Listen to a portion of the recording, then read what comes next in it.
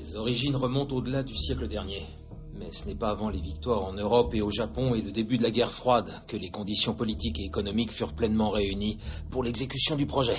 Une conspiration plus importante et plus secrète encore que le projet Manhattan. Plus odieuse et de plus grande portée aussi. À peine avions-nous vaincu les Allemands qu'un nouveau danger fit son apparition dans le ciel américain. Attiré vers la Terre par la nouvelle menace contre l'humanité, la bombe H. Les explosions agirent comme transducteurs et attirèrent des vaisseaux extraterrestres à propulsion électrogravitationnelle à travers des trous de verre macroscopiques. Des espèces extraterrestres avancées voulaient nous rendre visite, inquiets pour l'humanité et sa possible autodestruction. Ils désamorcèrent notre anéantissement par leur abnégation dans des crashs comme celui de Roswell et surtout celui d'Aztec. Les leaders mondiaux signèrent des accords secrets autorisant des études scientifiques sur les aliens en matière de technologie et de biochimie. Des études classées secret défense furent conduites sur des sites militaires à Groom Lake, Wright-Patterson et Dulce pour faire des prélèvements de tissus extraterrestres. Des tests furent effectués sur des sujets humains lors d'enlèvements mis en scène à l'aide de vaisseaux utilisant la technologie extraterrestre récupérée sur les soucoupes crashées. Ils allèrent jusqu'à l'hybridation humaine à travers la manipulation des gènes et l'implantation forcée d'embryons extraterrestres dans l'utérus des femmes enlevées. Pourquoi nos dirigeants mentiraient sur ces expériences? Parce que mentir est une seconde nature chez eux. Regardez l'étude de Tuskegee sur les Afro-Américains dans les années 30. Ou le cas d'Henrietta Lacks. Qu'est-ce qu'ils essaient de faire? Ça, c'est la pièce manquante. Mais la réponse est toute trouvée. Ce gouvernement qui cache, qui stocke même la technologie extraterrestre depuis 70 ans, aux dépens de la vie humaine et de l'avenir de la planète, est poussé non seulement par la cupidité industrielle, mais aussi par un objectif plus noir. La prise de contrôle de l'Amérique.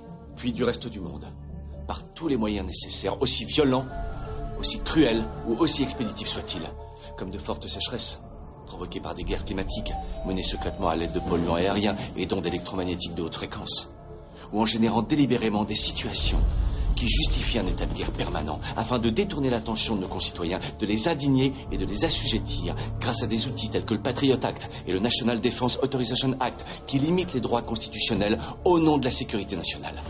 Par la militarisation des forces de l'ordre dans les grandes villes des États-Unis, la construction de camps de prisonniers par l'Agence fédérale des situations d'urgence sans objectif justifié, la mainmise sur l'agriculture et l'industrie alimentaire, pharmaceutique, sur les services de santé par les industriels, dans le but d'engraisser, d'endormir et de rendre malade une population déjà rongée par le consumérisme.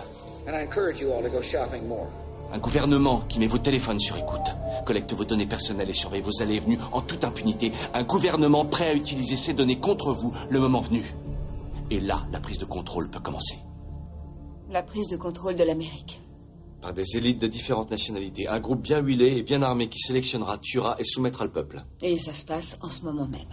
Ça se passe tout autour de nous. C'est le calme avant la tempête. Ça commencera sans doute juste avant le week-end. Les banques annonceront une fermeture temporaire de leur système informatique pour raison de sécurité. La monnaie numérique disparaîtra. Ils peuvent nous voler notre argent? S'en suivra une détonation de bombes à impulsion électromagnétique qui coupera les principaux réseaux électriques. On croira à un attentat contre l'Amérique par des terroristes ou la Russie. Ce sera un simulacre d'invasion extraterrestre à l'aide de reproduction de vaisseaux qui existent et qui sont déjà utilisés. Une invasion des États-Unis par des aliens. Les Russes ont essayé en 47. Vous ne pouvez pas déclarer de telles choses. Je le ferai dès demain.